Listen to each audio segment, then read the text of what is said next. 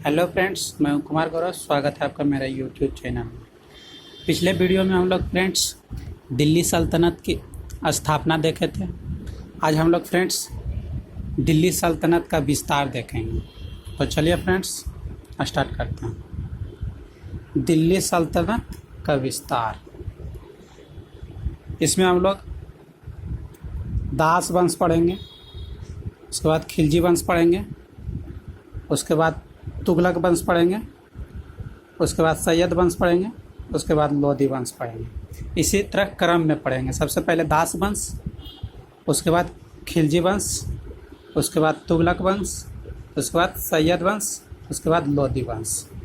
तो चलिए स्टार्ट करते हैं। सबसे पहले दास वंश। दास वंश, इसे मामलुक वंश भी कहा जाता है या गुलाम वंश भी कहा जाता है। दास वंश को क्या क्या बोला जाता है? गुलाम वंश भी बोला जाता है और मामलुक वंश भी बोला जाता है। इसका संस्थापक कुतुबुद्दीन ऐबक था। इसका संस्थापक कौन था? कुतुबुद्दीन ऐबक। और इसका अंतिम शासक कौन था? इसका अंतिम शासक क्यूमर्स था। कौन था? क्यूमर्स था। आगे है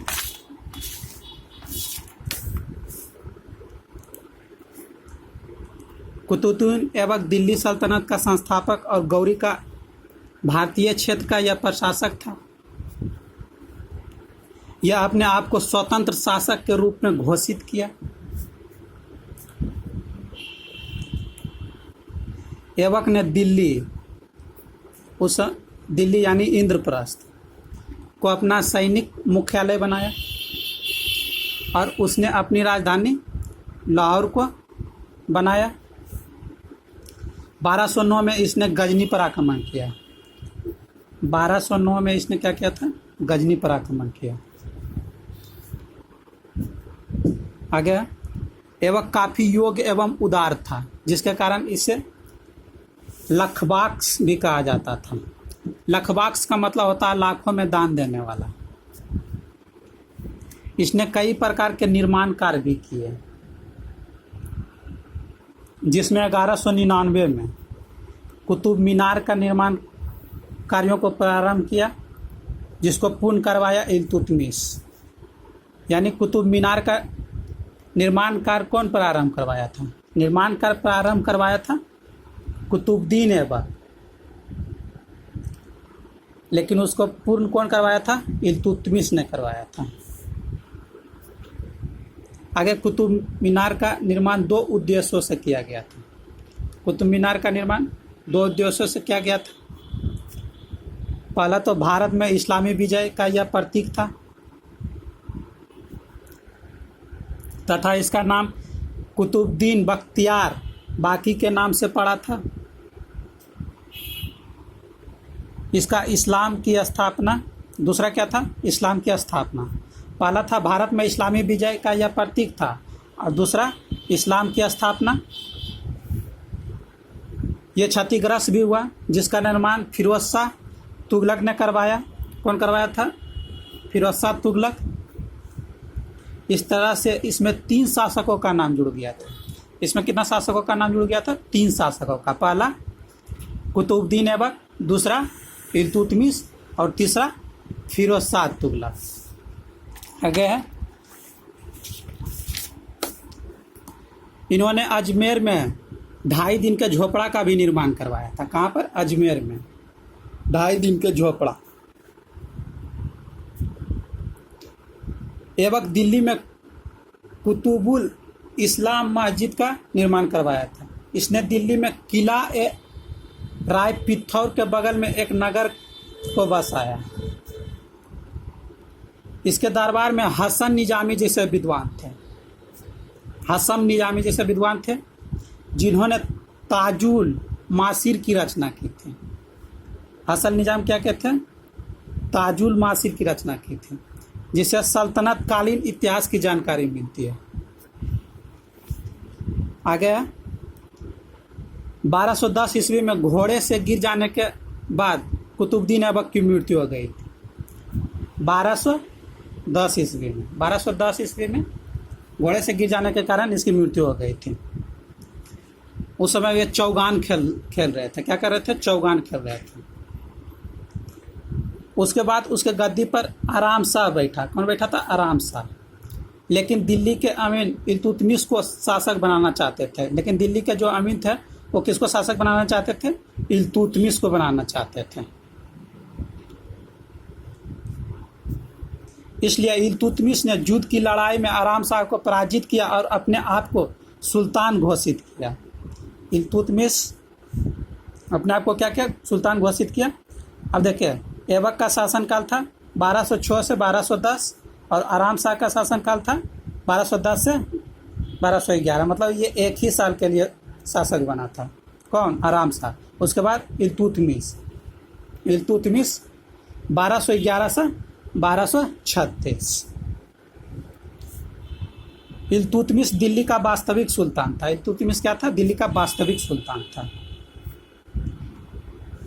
अब इल्तुतमिश जब शासक बना था तो इसके पास कई सारी चुनौतियां थी। तो इसका हम लोग चुनौतियां देखते हैं, यानी इल्तुतमिश की चुनौतियां। पहला, बंगाल की स्वतंत्रता।